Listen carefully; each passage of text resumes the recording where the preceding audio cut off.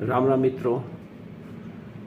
2020 में कांग्रेस सांसद जसबीर सिंह गिल ने संसद में एक प्राइवेट बिल लाया था।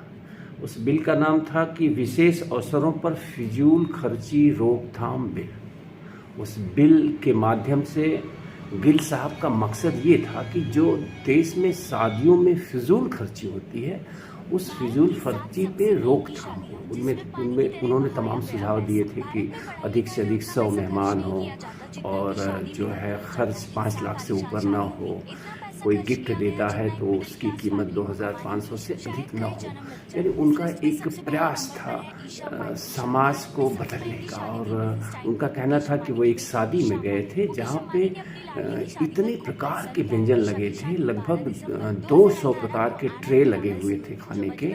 और उनका कहना था कि उन्होंने जब देखा अंत में जाते समय तो उनमें से आधे ऐसे ट्रे थे जिनमें से एक चम्मच भी भोजन किसी ने नहीं इस्तेमाल किया था। यानी कि पूरी के पूरे वो खानों की बर्बादी हुई थी। तो ऐसा देश जहाँ 80 करोड़ लोगों को सरकार को मुफ्त में राशन देना पड़ता हो, ऐसे देश में इस तरह से खाने की वस्तुओं की बर्बादी या तमाम चीज़ों की बर्बादी को ध्यान में रखते हुए उन्होंने ये बिल लाया था। ये बिल पास नहीं हुआ, इस बिल पे बहस भी संभवतः नहीं हुई, वो अलग विषय है।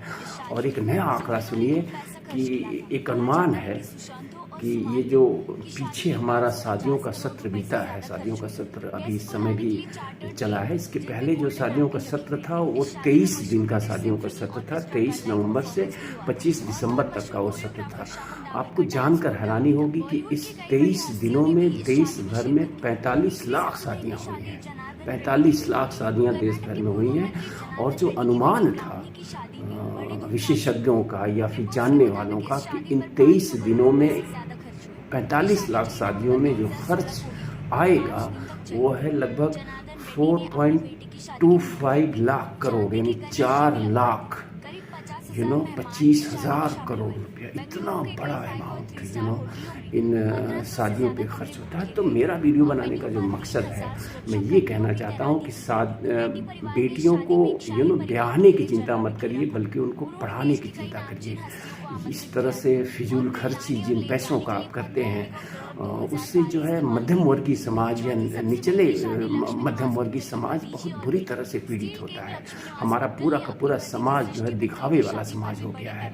जिनके पास अनाप शनाप रुपए हैं, जो भ्रष्टाचारी हैं, बेईमान हैं, घूसखोर हैं, उनकी तो छोड़िए, वो तो मैनेज कर देंगे। लेकिन उनकी देखा जो ईमानदारी से कमाने वाले या फिर कम पैसा कमाने वाले जो निम्न मध्यम वर्ग या मध्यम वर्ग के लोग हैं, उनको अपनी बेटियों की शादी करने में बहुत बड़ी मुश्किलों का सामना करना पड़ता है। और तमाम रिपोर्ट ऐसी बताती हैं कि इस देखा में तमाम ऐसे गार्जियंस हैं जो कर्जदार तक हो जाते हैं। उन्हें अपने खेत तक बेचने पड़ते हैं, अपने घर बेचने पड़ते हैं, बैंकों से लोन तक लेना पड़ता है। तो कुल मिला के जो है मैं गिल साहब के उस प्राइवेट बिल का समर्थन करता हूँ। और मैं आशा करता हूँ कि भारत की सरकार इस ढंग का कोई बिल लेके आए और समाज के लोग, जो जागरूक लोग हों, वो एक परंपरा विकसित करें कि हम शादियों को इतना भव्य नहीं बनाएंगे। शादियों को भव्य बनाने का क्या उद्देश्य है, उससे क्या मिल जाता है आपको? हम वही पैसा संचित करेंगे बेटियों की शिक्षा के लिए। आज मैं तमाम ऐसे गार्जियंस को देखता हूँ, उनको देख के मुझे बड़ा दुख होता है, शर्म भी आती है कि वो बेटियों की शादी के लिए एक पैसे जोड़ते हैं और वो बेटियों की शादी में अनाप शनाप खर्च करने के लिए तैयार रहते हैं। लेकिन जब बेटियों की उच्च शिक्षा की बात आती है तो ऐसे लोग भाग खड़े होते हैं, कहते हैं मेरे पास पैसा नहीं है कि मैं अपनी बेटी को ऐसे स्कूलों में पढ़ा सकूं। तो ऐसे गार्जियंस से मेरी अपील है, मेरा आग्रह है कि बेटियों को ब्याहने की चिंता छोड़िए और बेटियों को पढ़ाने की चिंता करिए। इसमें कोई दो राय नहीं कि आज़ादी के बाद से अब तक अगर देखा जाए तो बेटियों की शिक्षा के क्षेत्र में काफ़ी भारत में बदलाव देखा गया है, काफ़ी उत्थान हुआ है। आज़ाद जब हम हुए थे उस समय लिटरेसी रेट ये था कि 11 में से 1 लड़कियां ऐसी थी जो लिटरेट थी। यानी कि ये परसेंटेज आप समझ सकते हैं कि कितना कम परसेंटेज था। और आज स्थिति ये है कि 67% लिटरेसी रेट हमारे देश का है। लेकिन दुर्भाग्य यह है कि इनमें से जो लड़कियां हैं वो प्राय लिटरेट होके ही रह जाती है। हाई स्कूल इंटर तक जाते जाते उनकी शादी कर दी जाती है, और अनेकों कारणों से, जो मैंने अभी कारण बताया कि गार्जियंस को उनकी शादी की चिंता ज़्यादा होती है कि उनकी भव्य शादी हम कैसे करेंगे, उनकी शादियों में दहेज कैसे देंगे, बनिस्बत कि वो बेटियां अच्छी शिक्षा कैसे लेंगी।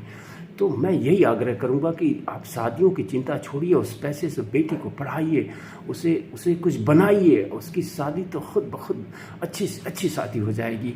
तो इस वीडियो का मकसद यही है कि बेटियों को उनके ब्याहने की चिंता छोड़कर हमें उनको पढ़ाने की चिंता करनी चाहिए। कई सारे सुधार इसमें किए जा सकते हैं। एक चीज़ मुझे हमेशा खटकती है, भारत एक ऐसा देश है जो जिसका ईंधन यानी तेल हम आयात पे निर्भर है पूरी तरह से। हमारी जो भी हमारी पूंजी है, जो भी हमारी विदेशी मुद्रा का भंडार है, उसका एक बहुत बड़ा हिस्सा सिर्फ पेट्रोल और डीजल खरीदने में खर्च हो जाता है। और इन शादियों के माहौल में आप देखिए तो गाड़ियों का रेला लगा हुआ है।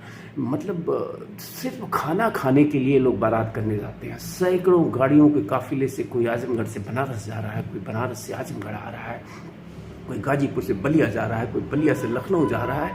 मतलब ये गाड़ियां सिर्फ और सिर्फ रात दिन दौड़ती हैं, पूरी रोड खचाखच भरी रहती है। तो ये एक राष्ट्रीय क्षति भी है, मेरा मानना है। समय की बर्बादी, तमाम एक्सीडेंट, दुर्घटनाएं होती हैं जिनमें लोग पीड़ित होते हैं। तो ये परंपराएं हमें रोकनी पड़ेगी और शादियों को हमें एकदम सिंपल करना पड़ेगा। आज शादियां नौटंकी हो गई हैं। अगर आप शादियों को देखिए तो कोई गरिमा नहीं रह गई। ये एक तरह का ये ड्रामा सा हो गया है, नाच गाना नौटंकी। इससे अधिक शादियों में कोई अध्यात्म का तो कोई अंश ही नहीं रह गया। शादियाँ भारत में शादियाँ जो एक आध्यात्मिक उत्सव हुआ करती थी, ये इसका बहुत बड़ा आध्यात्मिक पहलू हुआ करता था। मंत्रों के माध्यम से सारे देवी देवताओं को आमंत्रित किया जाता था और उनकी उपस्थिति में, प्रतीकात्मक रूप से उनके उपस्थिति में एक स्त्री और पुरुष को जो है एक साथ जो है उनकी शादी कराई जाती थी। लेकिन आज ये सारी चीज़ें विलुप्त हो गई हैं। बनिस्बत इसके हम सिर्फ दिखावा पे कि कितना बड़ा हमारा टेंट है, कितने प्रकार के व्यंजन हमारे पास है, हमारी शादियों में कितनी गाड़ियाँ जा रही हैं या कितनी गाड़ियाँ आई हुई हैं, हम दहेज क्या दे रहे हैं, कितना दे रहे हैं, हम इस पे केंद्रित हो गए हैं। तो कुल इस वीडियो का मकसद सिर्फ यही है कि बेटियों को ब्याहने की चिंता छोड़िए, बेटियों के ब्याह और शादी से ज़्यादा उनकी एजुकेशन पे फोकस करिए। और ये जो पाई जोड़ के आप जो है दिखावे वाली शादियां कर रहे हैं, इससे बचिए। इसका कोई फ़ायदा आपके बच्चों को नहीं मिलने जा रहा है, चाहे आप लड़के वाले हों या लड़की वाले हों। यही पैसा संचित करके आप उसकी एजुकेशन पे खर्च करिए। उससे ज़्यादा बचता है तो आप उसे दे दीजिए, उसे आप एक मकान खरीद के दीजिए, उसे आप फिक्स डिपॉजिट करके दीजिए, ताकि संकट के समय उसके जीवन में ये पैसा काम आ सके। मैंने व्यक्तिगत रूप से ये संकल्प लिया हुआ है कि मैं अपनी बेटियों को दहेज में कुछ नहीं दूंगा। मतलब आई मीन टू से उनकी भव्य शादियों का मेरा कोई मकसद नहीं है। सिंपल जैसे वो चाहें वैसे शादियां करें। बस मेरा एकमात्र मकसद है कि मैं अपनी बेटियों को एक मकान दे सकूं, ताकि वो जीवन भर गर्व से कह सकें कि ये उनके बाप का मकान है। और रही बात एजुकेशन की, तो दिस इज़ माई कमिटमेंट। जहाँ तक बेटियाँ जा सकेंगी वहाँ तक मैं तैयार हूँ उनके साथ। फाइनेंशियली सब कुछ अपना मैं लगा सकता हूँ बेटियों की पढ़ाई के लिए। बस वो जहाँ तक पढ़ें, जितनी ऊंचाई तक वो जाएं। तो मैं आप सबसे भी आग्रह करूँगा कि इसी सोच को विकसित करिए। उनके दहेज के लिए धन संचय की आवश्यकता नहीं है, उनकी शिक्षा पे वो पैसा खर्च करिए और देखिए बेटियाँ आपका नाम रोशन करेंगी। तो नमस्कार, धन्यवाद, फिर मिलेंगे।